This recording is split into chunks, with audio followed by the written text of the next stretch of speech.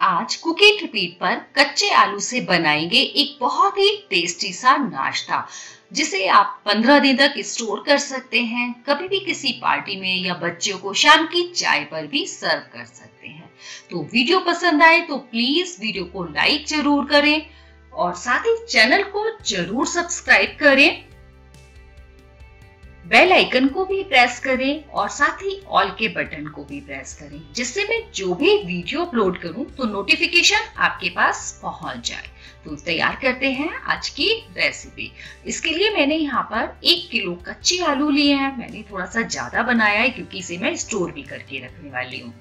तो यहाँ पर जो कच्चे आलू लिए उसको मैंने छील लिया है और इन्हें धो लिया है और अब हम इन्हें पीसेस में कट कर लेंगे। हमें जो इसके पीसेस काटने हैं वो बहुत मोटे भी नहीं रखने हैं या फिर बहुत छोटे भी नहीं रखने हैं, हमें इसको मीडियम रखना है। तो देखिए इस तरीके से हम इसके पीसेस को कट कर लेते हैं और मैंने बहुत छोटा भी इसको नहीं काटा है। बहुत ही आसान सी और चटपटी सी नाश्ते की रेसिपी है।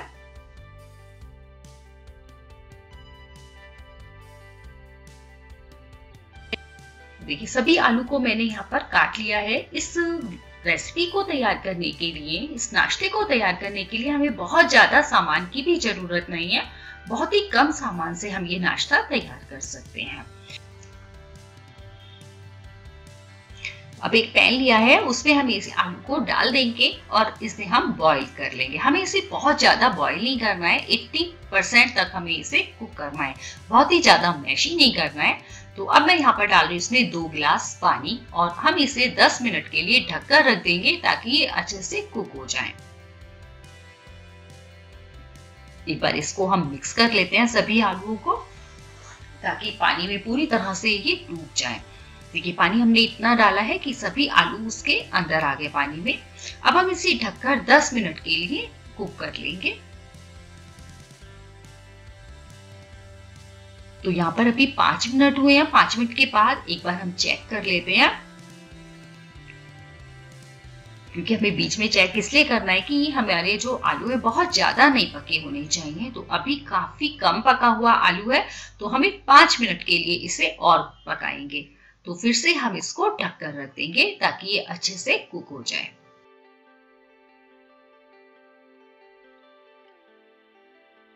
तो अब चेक करते हैं, 10 मिनट हो चुकी है।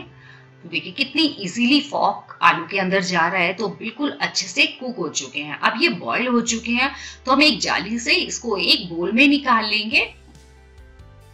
तो इस तरीके से जाली से हम निकाल लें तो पानी बहुत ही इजीली इसमें से निकल जाएगा। और ये सभी आलू को हम एक बोल में निकाल लेंगे। तो आलू को मैंने यहाँ पर बोल में निकाल लिया है और अब हम एक फॉक से उसको मैश कर लेते हैं। तो जो गरम आलू होता है बहुत ही अच्छे से मैशी हो जाता है, चिपचिपा भी नहीं होता है और अच्छे से मैश हो जाता है। तो देखिए इस तरीके से हम इसे मैश कर लेंगे। और जब हम इसे मैश कर रहे हैं तो मैश करते हुए काफी ठंडा भी हो चुका है। अगर ये ठंडा नहीं हो रहा है तो भी आप मैश करने के बाद एक बार आलू को ठंडा कर लें, तभी हम इसमें मसालों को मिक्स करेंगे। तो देखिए यहाँ पर पूरी तरह से मैंने इसे मैश कर लिया है और अब इसमें कुछ मसाले ऐड करेंगे। तो सबसे पहले मैं यहाँ पर डाल रही हूँ हरा धनिया बारीक कटा हुआ, साथ ही डाल रही हूँ कुटी हुई लाल मिर्ची आधा छोटा चम्मच, और नमक डालेंगे टेस्ट के अकॉर्डिंग। मैंने यहाँ पर आधा चम्मच नमक यूज किया है। और अब हम इसमें डालने वाले हैं काली मिर्च पाउडर। तो मैंने आधा छोटा चम्मच इसमें डाली है काली मिर्च पाउडर। ऑरिगेनो 1 छोटा चम्मच डाला है ऑरिगेनो का, क्योंकि इसमें जो ऑरिगेनो का फ्लेवर है वो बहुत ही बढ़िया आएगा और उसी का बहुत अच्छा सा टेस्ट भी आएगा। तो अब हम बाइंडिंग के लिए इसमें डाल रहे हैं कॉर्नफ्लावर।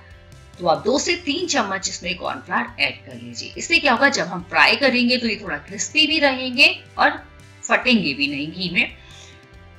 तो ये नाश्ता मैं फ्राई करके बना रही हूँ, डीप फ्राई करके। आप शैलो फ्राई भी कर सकते हैं या फिर एयर फ्राई में भी फ्राई कर सकते हैं। तो देखिए अब हम इसे मिक्स कर लेंगे कॉर्नफ्लावर डालने के बाद। तो बिल्कुल ये हमारा जो डो की तरह तैयार होना चाहिए मिक्सचर। तो मिक्स करने के बाद हम इसे चेक करेंगे।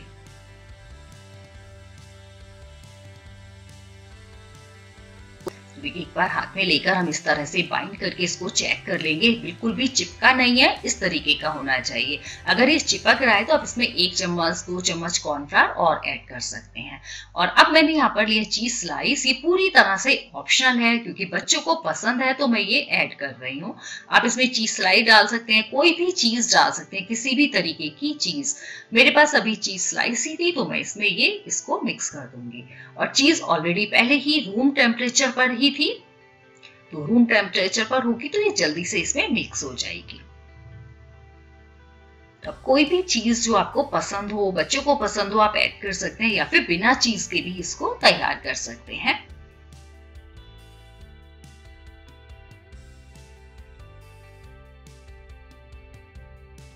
अब चीज को भी इसी तरह से मिक्स कर लेंगे। इसलिए हमने कहा था मिक्सचर बिल्कुल ठंडा होना चाहिए, ताकि ये बिल्कुल एक डो की तरह से बाइंड हो सके। बिल्कुल टाइट हमें इसको रखना है, तभी हमारा जो नाश्ता है वो बहुत अच्छे से क्रिस्पी बनेगा।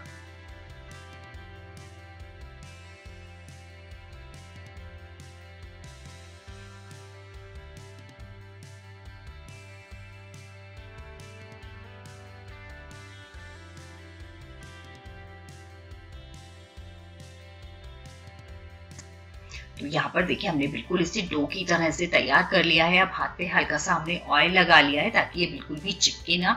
और इसमें से एक बड़ा सा पोर्शन लेंगे और उसका हम इस तरह से रोल तैयार कर लेंगे। तो बेसिकली हमें इसके नगेट्स बनाने हैं, तो फिर इसलिए हमने इसको इस तरह से रोल तैयार करेंगे। तो सभी डो से हम इसी तरह से रोल तैयार कर लेंगे।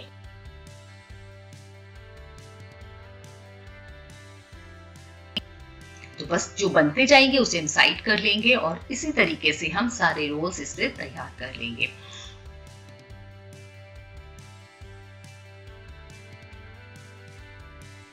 इस तरह सारे रोल हमने तैयार कर लिए हैं, और अब हम इस रोल को शेप देंगे।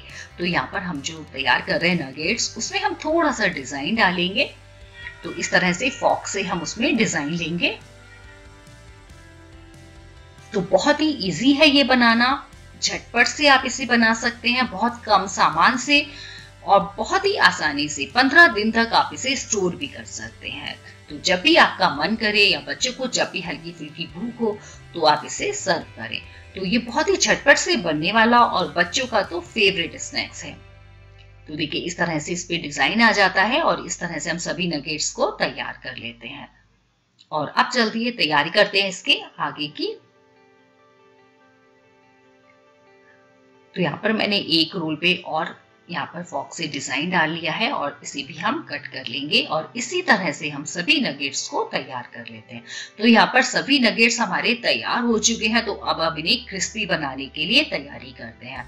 तो यहाँ पर हम क्या करेंगे, एक मिक्सिंग बोल लेंगे एक और उसमें हम डालेंगे मैदा। आप कॉर्नफ्लावर भी ले सकते हैं। मैं यहाँ पर इसमें 2 चम्मच मैदा डाल रही हूँ, और इसकी हम एक स्लैरी तैयार करेंगे। तो हम जो स्लैरी तैयार कर रहे हैं, जो घोल तैयार कर रहे हैं, वो बिल्कुल पतला होना चाहिए। स्लैरी में मैंने थोड़ा सा डाला है नमक, और उसे हम मिक्स कर लेंगे। 2 चम्मच मैदा में यहाँ पर आधा कप पानी यूज हुआ है। तो पानी डालकर हम इसे बिल्कुल मिक्स करें, ताकि इसमें कोई भी लम्स ना बने। तो देखिए हमारी स्लैरी इस तरह से तैयार हो गई है, और इसकी कंसिस्टेंसी आप चेक कर सकते हैं। और यहाँ पर लिया है हमने ब्रेड क्रम्स। तो मैंने यहाँ पर ब्राउन ब्रेड का ब्रेड क्रम्स लिया है 1 कप।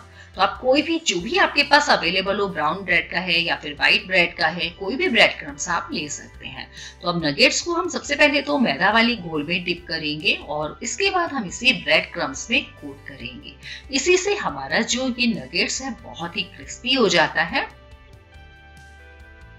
तो आप इसे बच्चे के टिफिन में भी दे सकते हैं, बच्चों को शाम की चाय पर दे सकते हैं। जो शाम को बच्चे जब स्कूल से आते हैं, हल्की फुल्की भूख होती है ना, तो उस समय पर भी आप ये नगेट्स बच्चों को फ्राई करके सर्व कर सकते हैं। तो देखिए यहाँ पर इसी तरह से हमें सभी नगेट्स को तैयार कर लेंगे।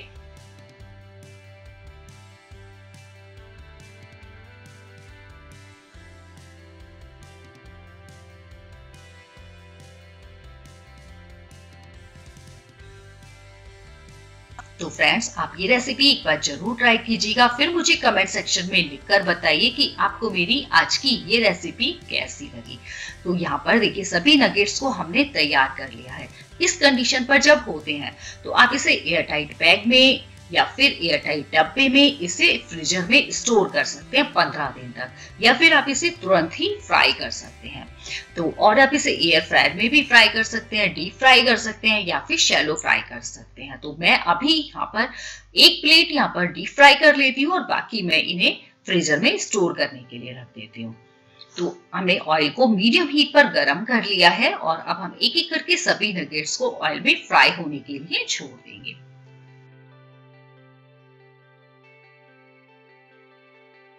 तो फ्रेंड्स, अगर आपको ये आज की रेसिपी पसंद आती है तो प्लीज वीडियोस को लाइक जरूर कीजिए और चैनल को सब्सक्राइब करना बिल्कुल ना भूलें। फैमिली और फ्रेंड्स के साथ भी आप ये रेसिपी शेयर कर सकते हैं। बहुत ही कम सामान से बनने वाली चीजी चटपटी सी रेसिपी और बहुत ही झटपट से बन जाती है।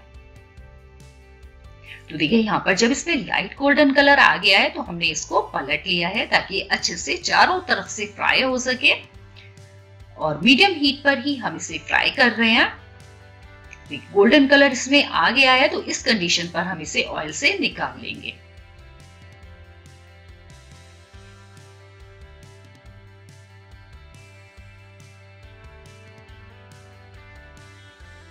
नगेट्स तो हमारे तैयार हो चुके हैं, बस इसी तरह से हम सभी नगेट्स को फ्राई कर लेंगे। अभी मैंने यहाँ पर आधे ही फ्राई किए हैं। तो नगेट्स हमारे तैयार हो चुके हैं और अब आप इसे किसी चटनी के साथ या फिर टमाटो केचप के साथ सर्व कर सकते हैं। तो बच्चों के तो ये बहुत ही फेवरेट होते हैं।